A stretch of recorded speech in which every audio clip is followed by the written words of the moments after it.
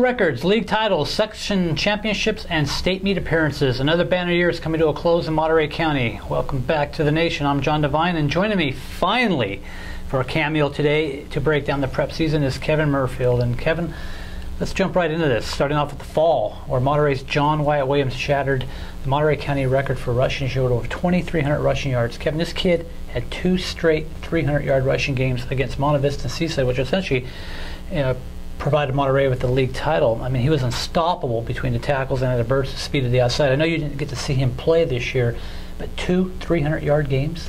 I got to see him a year ago, you know, I could tell that he was a very good back, but to say that he would become, what is he, one of the most dominant running backs in the history of our county? Yeah, in terms of yards rushing. Incredible. Yeah.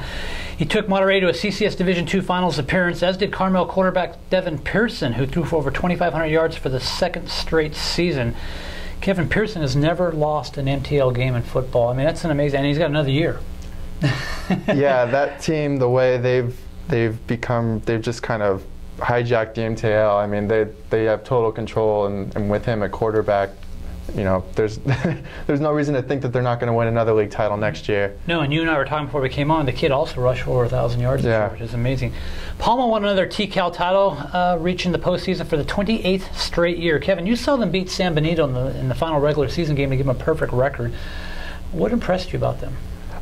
It was a fun final game. They were undefeated in league, and they only had 1 tie for the whole regular season. So that win preserved a undefeated regular season, which I think might have been Carnazzo's first. Yes. And Ryan Morrison, their quarterback, led a 2-minute drill. They were down by 4 points, so they had to score a touchdown on their final drive, and ran in from 20 yards out with like 50 seconds left for the win. I mean, it was as dramatic as it gets. This was supposed to be a rebuilding year for Palma. They had 8 sophomores in the starting lineup. They find a quarterback next year. This is a CCS championship. I mean, come on. It's Palma football we're talking about.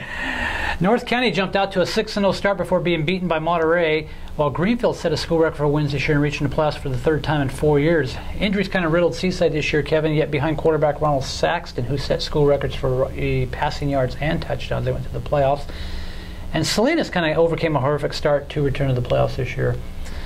Keep an eye on Soledad next year. I know it sounds kind of funny, but a new coaching staff, a whole new attitude down there. They're going to challenge Carmel?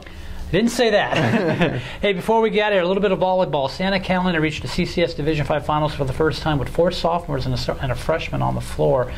Carmel posted its 2nd straight undefeated MTL season in volleyball behind MVP Elizabeth Stivers, who's headed to Creighton University next year on a volleyball scholarship.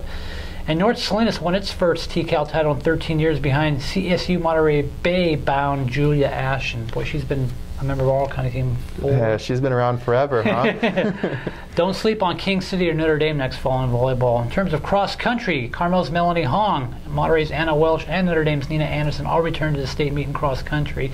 Stevenson stunned Carmel at the MTL Finals, though, behind a foreign exchange student from Finland. And Monterey won the NBL girls title for the 2nd straight year. Water polo. Carmel won its first boys water polo title in 30 years, while Salinas' Brian Morton produced over 100 goals for the 2nd straight year. Field hockey. North Salinas reached playoffs behind Tiana Osborne. And before I get out here, a little golf, Kevin, in the fall? Yeah, Annie Bowlesby led Santa Catalina to a league title, and she will be playing for the University of Delaware Division I program starting this fall. There we go.